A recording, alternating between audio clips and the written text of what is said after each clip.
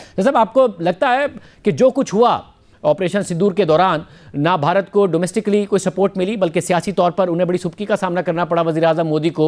आज भी कांग्रेस सवाल करती है कि बताइए कि हमारे कितने तैयारे तबाह हुए, इंटरनेशनली वो जो सपोर्ट एक्सपेक्ट कर रहे थे वो उन्हें नहीं मिली, ट्रंप की बैड बुक्स में वो आए। इस सब के बाद भी एक नया एडवेंचर वो कर सकते हैं?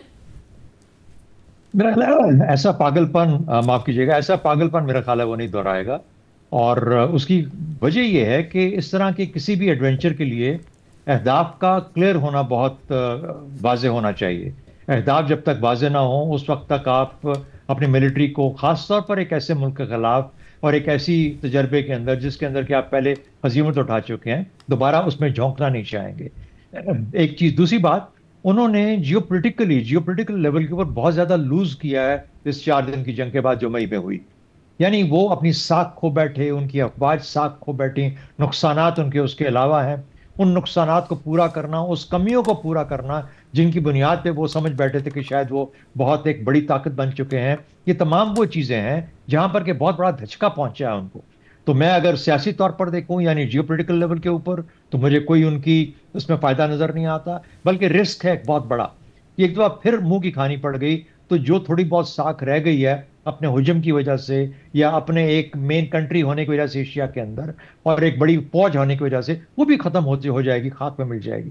तो एक तो वो चीज़ है। दूसरी बात, को अफवाज के अंदर कोई इतनी बड़ी तैयारी या इतनी बड़ी चीज तब्दीली मुझे नजर नहीं आई जिसकी बुनियाद पे मैं ये कहूं कि अच्छा उन्होंने जो कमियां थी वो पूरी कर ली और वो तैयार हैं कि अच्छा हजीमत उठाई थी हमने, उस हजीमत का अब हम बदला चुकाने जा रहे हैं। तीसरी बात, ऐसे फैसले इस किस्म के जो एडवेंचर्स हैं वो इस चीज पे नहीं किए जाते कि हमने मार खाई।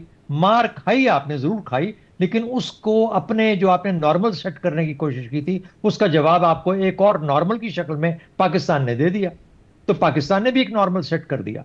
तो उस तजर्बे को दोबारा भुगतना, उस तजर्बे में से दोबारा गुजरना एक ऐसी कौम के लिए जो कि हर तरफ से इस वक्त दबी हुई है।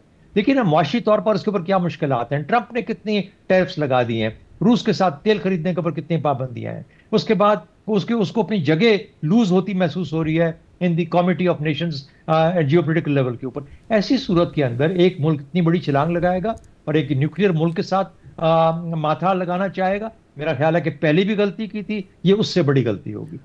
जो आपने बातें की मेम साहब, ज़ाहिर अब ये ग्राउंड रियलिटीज़ हैं जिसके ऊपर आपने तजिया दिया, और दूसरी तरफ नरेंद्र मोदी हैं जो ज़ाहिर एक एक्सट्रीम राइट विंग पॉलिटिक्स करते हैं, और भारत के अंदर आमतौर पर जो उनके सरबराहान हैं वो इस किस्म के स्टेटमेंट्स नहीं देते थे, मगर अब सभी को देने पड़ रहे हैं। क्रिकेट टीम को भी अनप्रोफेशनल एटीट्यूड अपनाना पड़ रहा है। ऐसे में जब इलेक्शन आ रहे हो बिहार में, तो क्या नरेंद्र मोदी जैसी शख्सियत इन तमाम कैलकुलेशंस को, जो कि एक सैनिटी के अगेंस्ट हैं, जा सकते हैं वो इन तमाम कैलकुलेशंस को इग्नोर करके? मेरा ख्याल है उनका ख्याल ये था, मेरी समझ के मुताबिक उनका ख्याल ये था कि जब उन्होंने मई में एडवेंचर किया उसके बाद शायद पाकिस्तान उस तरह का जवाब नहीं देगा जो कि पाकिस्तान ने दिया। एक 6 मई था, फिर एक 10 मई था, और 9 और 10 की रात को जो हुआ वो उनकी सोच से भी बाहर था। तो मेरा अपना ख्याल यूं है कि वो जो जवाब उनको मिला है उसकी बुनियाद पे अगर वो कोई पोलिटिकल एडवांटेज गेन करना भी चाह रहे थे तो वो पोलिटिकल एडवांटेज तो नहीं बना, बल्कि उनकी और सियासी तौर पर विद इन डोमेस्टिक पॉलिटिक्स एक बहुत बड़ी उनको हजीमत उठाना पड़ी। कांग्रेस सवालात उठा रही है, उनकी लीडरशिप पे सवालात उठा रहे हैं, उनकी स्ट्रैटेजी पे सवालात हैं, उनकी आर्म फोर्सेस पे सवालात हैं, और तमाम का तमाम जैसे कहते हैं the buck stops at the prime minister's table. अच्छा, अब प्राइम मिनिस्टर ने वो फैसले भी नहीं किए जो कि उसको करने चाहिए थे। यानी अगर उसको कहीं पे खला नजर आया अपनी लीडरशिप के अंदर, मिलिट्री लीडरशिप में, तो उसको कुछ उस पे करेक्टिव मेजर्स लेने चाहिए थे। हटाता, चेंज करता, ये करता, ऐसी कोई तब्दीली कोई चीज नहीं आई। बल्कि इसके बरक्स उनके अपने यहाँ एक बहुत बड़ी डिबेट स्टार्ट हो गई है जहां पर लोग, हुकूमत एक बात करती है उसके जवाब में 10 यूट्यूबर्स बैठ के उसके बारे में उसका जवाब देना शुरू कर देते हैं या कहना शुरू कर देते हैं कि किस तरीके से लग़्व बात है और गलत बात है।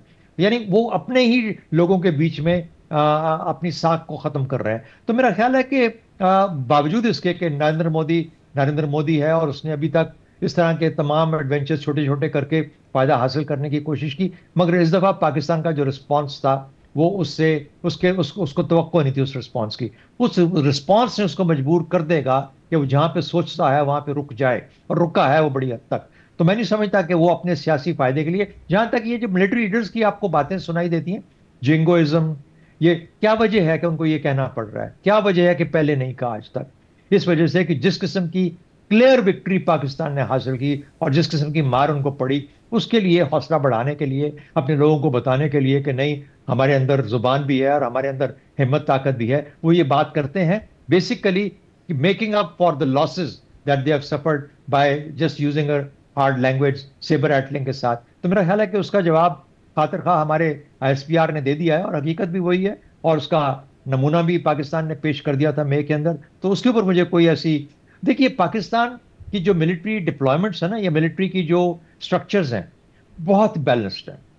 यानी अगर आपको याद हो हमारी मई के अंदर जो आपके साथ प्रोग्राम हुए और उसके बाद एक दो, तो उसके अंदर जो मैंने वाजे किया था कि साउथ हो या नॉर्थ हो या सेंटर हो, यही तीन जगह है ना हमारे बॉर्डर में इंडिया के साथ।